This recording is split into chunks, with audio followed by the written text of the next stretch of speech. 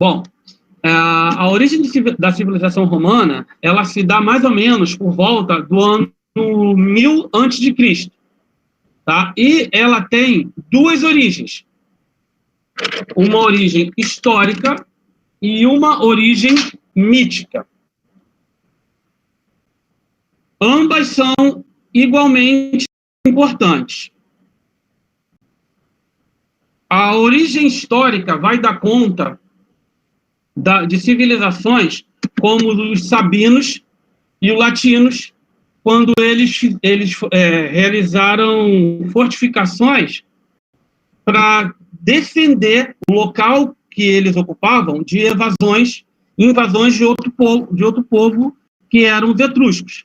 Então, a princípio, não era cidade ainda, não era um determinado nome de Roma que a gente conhece, e para defender aquela região que eles habitavam, a gente está falando de uma época muito remota, em que terra era algo bastante precioso, assim como é hoje em dia, né? E aí os povos que andavam por ali, os sabinos e os latinos, eles ergueram uma fortificação para defender a cidade onde eles viviam das invasões etruscas. E isso, mais tarde, veio a ser o que é Roma, né? A origem mítica vai remontar ao mito de Rômulo e Remo. Eu trouxe essa escultura em bronze aí para ilustrar que, segundo o mito, Rômulo e Remo seriam filhos de um mortal com semideusa, e teriam toda uma lógica aí por trás disso, que não convém a gente detalhar muito, mas que eles teriam sido abandonados, crianças, para fugir do infanticídio, e teriam sido encontrados e alimentados por essa loba, coisa e tal, e através disso eles teriam conseguido se criar e sobreviver, né? Por que essa origem mítica é importante? Atualmente, a gente, como é muito distante dessa utilização do mito, a gente tende a entender o mito como algo irreal, ou como uma mentira, ou como algo que não tenha seu valor. Mas todo mito em história é muito valoroso para a gente entender, se não literalmente o que ocorreu, mas para entender a ideia, né, o conceito de um povo, de uma cultura. Por isso, Rômulo e Remo, o mito de Rômulo e Remo é importante, porque, por exemplo, segundo o Rômulo, teria sido o primeiro rei de Roma. E ele também está ligado a essa origem mítica. E ele teria sido o primeiro rei de Roma justamente porque ele teria pegado de volta, matado o avô para pegar o trono que seria do pai por direito e tudo mais. Bom, então, dito isso, a primeira forma de governo em Roma foi a monarquia. Isso é importante destacar, porque quando a gente fala em Roma, a gente pensa logo em império, né? Mas Roma teve, na verdade, 3 fases: monarquia, república e império. Mas a primeira foi a monarquia. Lá nos primeiros tempos, né, antes da dominação etrusca, o grupo que existia ali, eles se dividiam em clãs. Então, um gen era um pequeno clã familiar. Uma cúria era um grupo formado por 10 gens.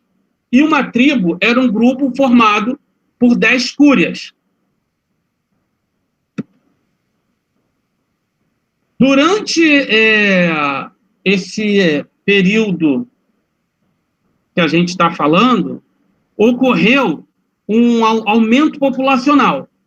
E esse aumento populacional, assim como ocorre na Grécia, a sociedade acaba sendo dividida em classes e acaba por surgir a propriedade privada. Alguns historiadores, algumas leituras, com alguns vieses, acabam entendendo que a consequência disso é uma desigualdade social. Essa desigualdade social que a gente vai ver que permeia toda a história de Roma, né? Não só do Império, mas como da monarquia e da República também. Então, através disso, ocorreu o quê? Um aumento populacional. Esse aumento populacional propiciou a divisão por classes. Essa divisão por classes propiciou uma propriedade privada, e isso foi dar origem à monarquia. Como eu havia falado, a Roma se divide em 3 períodos: monarquia ou realeza, república ou império, república e império. E essas são as datas aproximadamente do início e do final de cada um. A gente vê que começa 753 a.C., com a monarquia, e termina a saga da Roma Antiga em 476 depois de Cristo. Termina no Império. Então, durante a monarquia, teve grande influência da invasão etrusca, durou 241 anos, foi governada por 7 reis, e nesse período aconteceu uma expansão, um crescimento da produção agrícola e o início da expansão territorial, que se tornaria característica da Roma Antiga. Nessa época, e por muito tempo depois, a divisão da sociedade ficou feita mais ou menos dessa forma aí, ó. Na base da pirâmide, na parte de baixo. E, portanto, grande parte da população eram os escravos. Na parte do meio, a maior parte da população, plebeus e clientes. E na parte de cima, os patrícios. Os escravos, eles não eram considerados cidadãos, eles eram considerados instrumentos de trabalho, tá? E os escravos, eles eram obtidos por guerra ou por dívidas. Quando as nações guerreavam entre si, as que perdessem faziam as outras de escravos. Por dívida, quando alguém se envolvia em uma dívida e não conseguia pagar, ele pagava com a própria liberdade, trabalhando para quem ele devesse.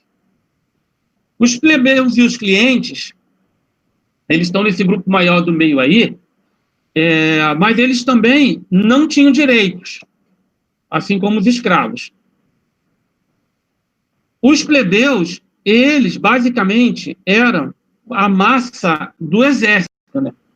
Era a maioria aí da população. E também tinha lavradores, artesãos, comerciantes. Aí, na sequência, a gente vê que tem também os clientes, né, que eles eram dependentes e agregados dos patrícios.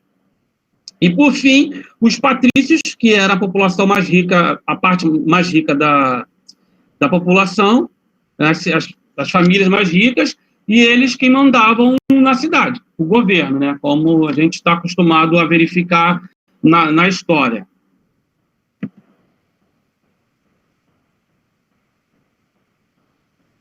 Um órgão muito importante quando a gente fala de Roma, seja Roma monarquia, república ou império, é o Senado. Ele é um órgão muito importante. E foi lá que foi criado o Senado, que a gente entende como Senado de hoje em dia. Inclusive, Senado vem da palavra, se origina da palavra senex, né, que significa velho ou mesmo sênior, em latim. E ele era formado por um conselho de anciãos. Os anciãos, eles eram a pessoa mais experiente em cada clã. Então, quer dizer, o Senado eram os mais experientes líderes de cada clã. E dentre as funções do Senado, existiam, por exemplo, a função de debater assuntos públicos e de interesse dos habitantes da cidade. E nesse primeiro momento, na prática, na teoria, a gente pode dizer que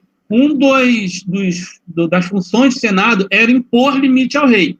A gente pode dizer que, na teoria, porque o rei acabava tendo algumas formas de burlar isso, mas o Senado, ele ia verificar as decisões do rei. Era como se fosse uma administração conjunta. Mas a gente depois vai entender que quando o rei queria, ele passava por cima até mesmo do Senado. Só que isso lá na frente vai dar um problema e vai desencadear pelas outras fases de Roma.